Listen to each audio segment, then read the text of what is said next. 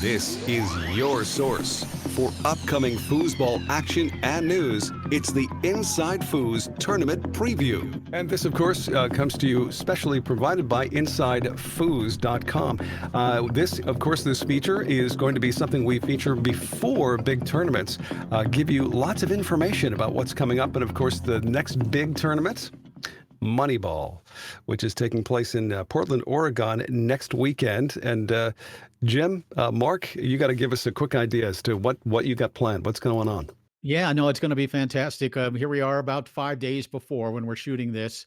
The tournament's going to be held at the Embassy Suites Hotel at the airport in Portland. I love tournaments that are at airports. It's so simple. You catch the shuttle over, easy peasy, no problem. So it's going to be there at the Embassy Suites in Portland starting this Thursday, and running, of course, through Sunday.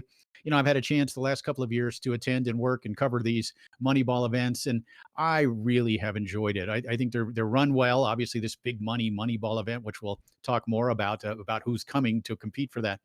But also the history up there, of the Pacific Northwest, which is where tournament soccer was located. The factory was up there. I had a chance to play a tournament at the factory back in 1979 with just stacks of tables all around us, a 10-grander and like 500 players.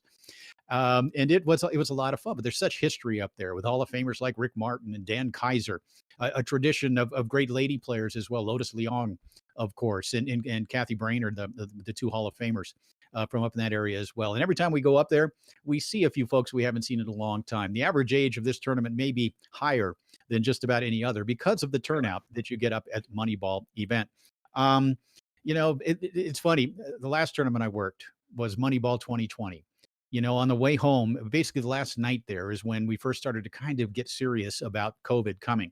Several of the people there were very concerned about returning home from this event and having to go through the airport, et cetera. And then a couple of weeks later, everything sort of shut down. It's the last tournament I worked.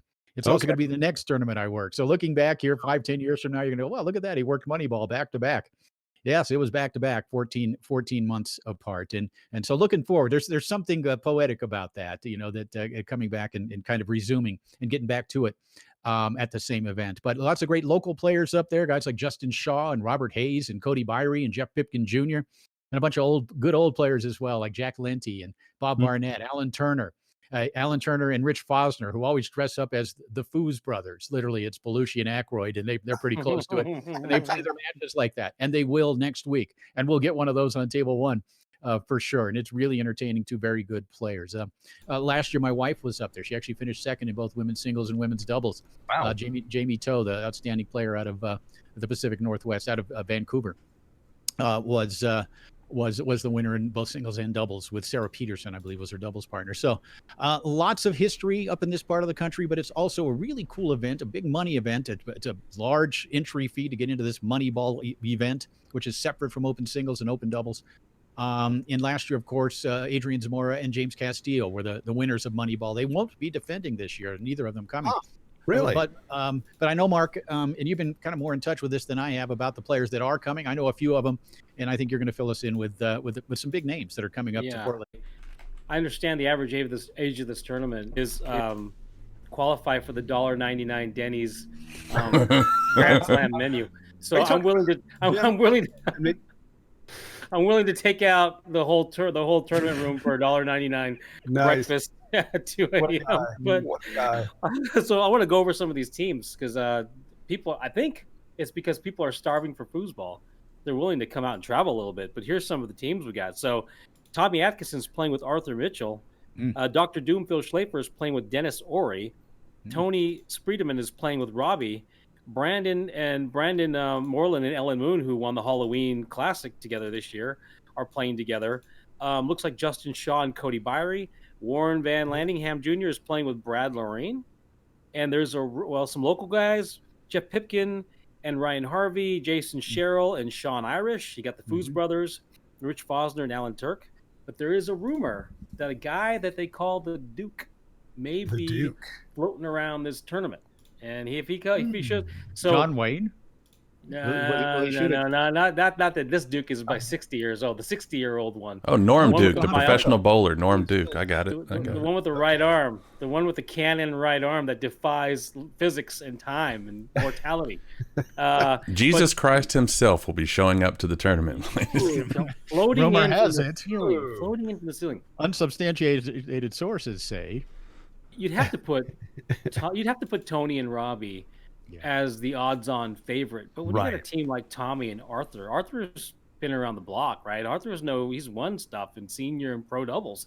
Yep. He's not to be toyed with. And the young pros out there, and Robbie and Tony are prone to be upset in the winners bracket. Now they're also likely to come out and win the thing from the losers bracket, but they coming from firsthand, right? Upset them like 3 years ago in the winners bracket. So this is going to be shaping up to be an exciting semifinal, quarterfinal, and then finale to this tournament. And all these guys, and who I love? Well, Rich Fosner. I haven't seen Rich Fosner play in 25 years, but this guy is an absolute beast. He's a super talent. Far wall brush series, power pull shot if he's still shooting. If he's shooting a rollover, is probably even more dangerous. So I wouldn't mess around with Rich Fosner. What's he shoot these days? What's he shoot? Rollover. I think a rollover, but still has the pull shot as well. But still, very, very, very athletic on the table for sure. Yeah, I remember a quick story about Rich Fosner. It was like 91, and Fernando, my dear friend in California, was the young hotshot. Rich Fosner came down to play a tournament in Northern California, and he had his eyes target on Fernando. The whole thing was, I'm going to beat Fernando. And guess what? He wiped the floor with Fernando in open singles. So these guys that were great pros in Dynamo should not be toyed with. They're always a threat. They'll be in it till the very end, and if you get them, maybe age got to them, but don't deny the talent and skill. They'll take you out. So I'm excited about this tournament. So who's going to show up with the fire? That's the question. Who's going to have the most desire to win this? That's really what's going to tell the tale, don't you think? For sure. That's generally how it works. Who wants it the most, right? And I would hope and I would think that InsideFoos being there with more advanced coverage perhaps than we've seen in a while. I think people are going to be excited about it. I would hope the players will be as well. There'll be a sense of excitement there, although it's going to be a little different. I don't know that we're going to have the large crowds watching. There are safety protocols in place up there to some degree with masks and with limits on ballroom size and temp checks and all of that. So we'll see. But I think that the fact that we're back out there doing our thing, the players are starting to get back out there on a regular basis now coming up, doing their thing. I would think that the intensity is going to be there. And the Moneyball title, if you win that Moneyball event, you're taking home a nice purse as well. So is it an additional prize attached to the Moneyball aspect of the tournament, correct? Yeah, that's correct. It is. It's separate. There's open singles, there's open doubles in the standard fashion, but then there's this separate big money event, Moneyball, as well. Which I think which is part of the reason why so many of these big pro masters are coming out. You win that Moneyball, it certainly pays for your trip and a little bit more. But you'll also have open singles. Rob Mara's won open singles there last year. Also won open doubles last year with Dan Barber. As we said earlier, Adrian Zamora, James Castillo won the Moneyball title. They will not be defending. As Mark said, you got to think Sprayman and Mars are the favorites, but anything can happen, especially when you have so many of these these really pro-level players like Cody Byrie, like Robert Hayes, like Jeff Pipkin Jr., like Justin Shaw, these guys who can get a win on you. Now, that doesn't mean they're going to win the tournament, because even when Tony and Rob win, or rather lose early, like Mark says, more than 50% of the time they're coming back to win the event. Interesting. Yeah. No, and you guys are going to be there for the whole thing, giving us the play-by-play, the stream at InsideFoos.com, correct? Oh, yeah.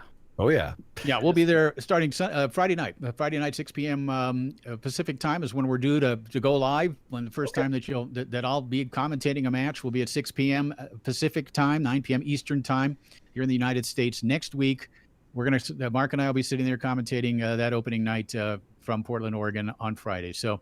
Awesome. However, let me put a little caveat to that.